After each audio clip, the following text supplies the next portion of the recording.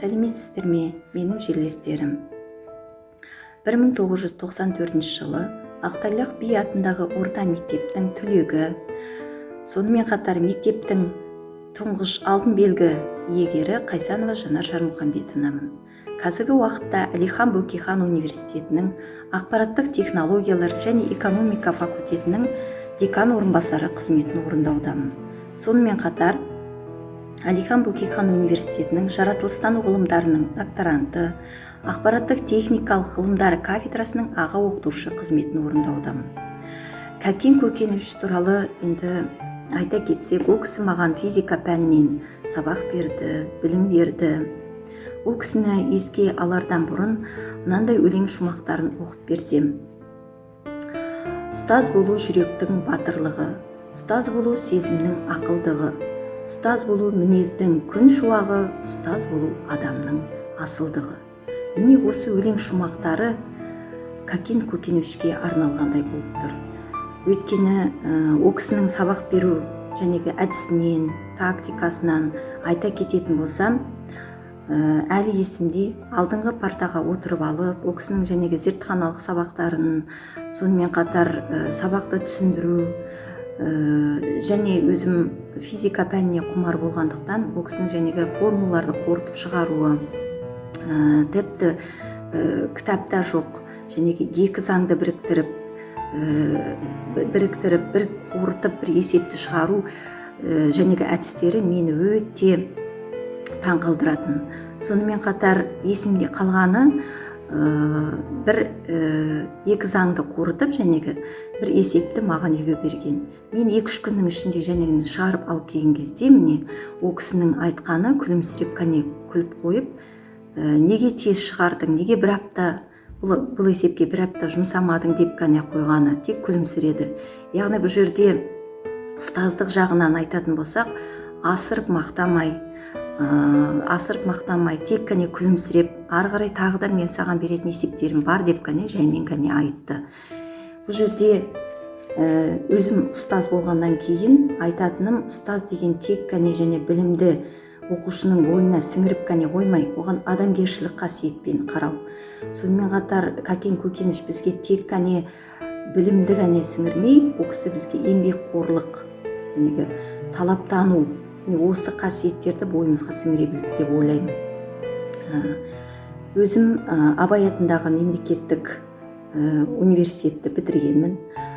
Физика-математика факультетіне түсіп, үздік аяқтап, қызыл дипломмен жәнегі осы физика пәнін 4-ші пән ретінде таңдаған болатынмын. Енді марқұмның болмысында әр адамның бойында болмайтын өте зор зияткерлікті көзге түсетін болатын. Сонымен қатар шәкірттеріне бағыт-бағдар беріп, ақыл кеңесін аямайтын бізден.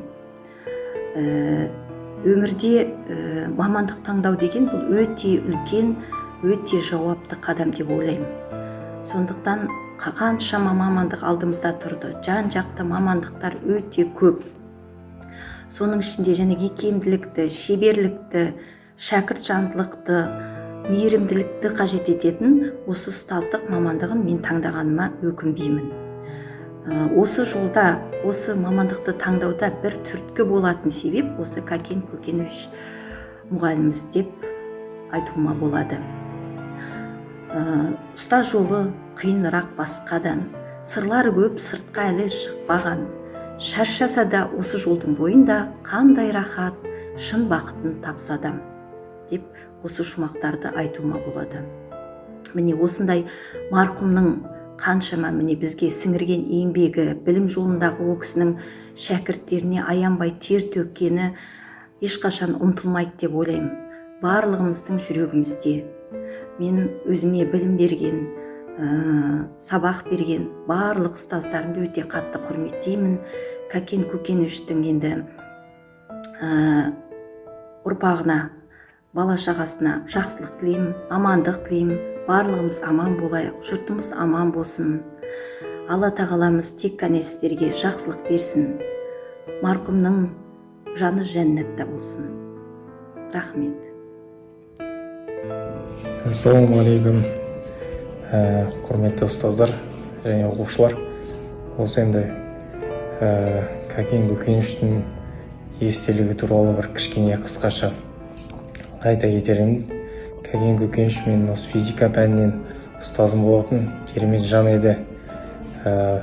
Өз сабағын, өз физика маманы еді шынымен де.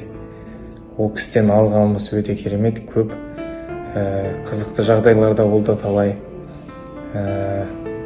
Әрқашанда именно сол кісінің сабағында барлық балалар әрбір өз орнында отыратын. Қалған сабақтарда бейт қашпалақтап отырсақ, ұлдармен, қыздармен отырсақ, именно Кәкен Көкеневичтің сабағында әркім кім қай жерде отырады, сол жерге отырып алатын. Кәкен Көкеневичпен білім алғаныма өте қуанам. Ол кісіге алғысым шексіз. Әрқашанда жылы көңіл күймен еске алып отырамын. Ол кісіге мың тағзым. Құрметті Ақтайлақ би мектебінің ұжымы, түлектері, оқушылары, бүгінгі Кәкен Көкенұлын еске алу кешінде Кәкен Көкенұлының бізге сабақ берген кездегі естеліктермен бөлісе кеткім келеді. Өзімнің алғысымды айтқым келеді. Өйткені ол кісі, Кәкен Көкенұлы, менің ең сүйікті ұстаздарымның бірі болған. Мен ол кісінің сабағын өте жақсы көретінмін. Мен жалпы точный наукаларды, математика, алгебра, геометрия, физика өте сүйікті пәндерім болған. Кәкен Көкенұлының риза болатын бір жағы, бізде тек ауызша теория ретінде ғана емес, ол кісі бізге барынша лабораторияның приборларымен, лаборатория жұмыстарды, ампер, вольт, тоқты қалай өлшеу, екіліс күші қалай, тартылыс күші қалай, барлығын осы лабораториялық зертханалар арқылы бізге көзбе-көз былай көрсетіп, ұстатқызып, жасатқызып істеткен үшін бір риза боламын.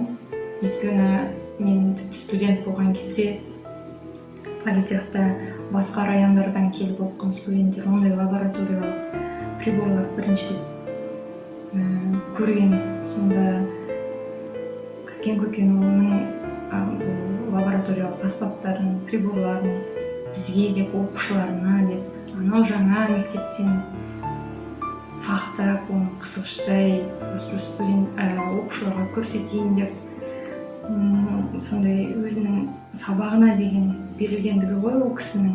Өйткені ол кезде интернет те жоқ, қазіргідей телефон да жоқ, ондайды ешқайда көре алмайсың, тек сондай лабораториялық жұмыстарды істеп, соған риза болатынбыз. Ол кісінің өз пәнінің 100% білетін өте мықты маман ретінде білеміз. Требовательный, өте қатал еді. Ассалаумағалейкум, құрметті ауылдастар. Анау тұрған үйде біздің ең сүйікті ұстаздарымыздың бірі Кәкен Көкеневич тұрған еді.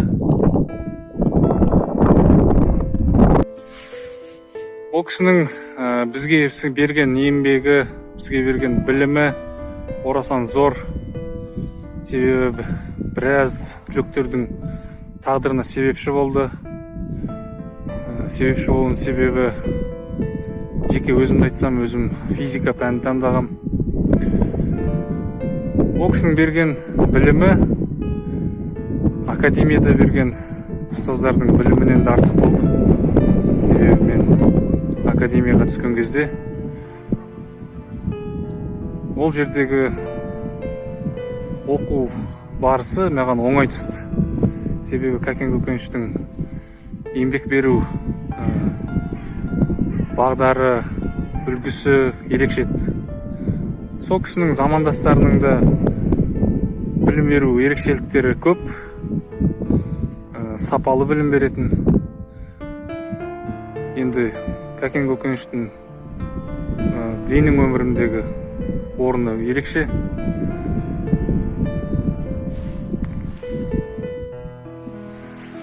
Сабақ беру кезінде күлдірте де білетін, ұрса да білетін, бәрін орнымен істейтін.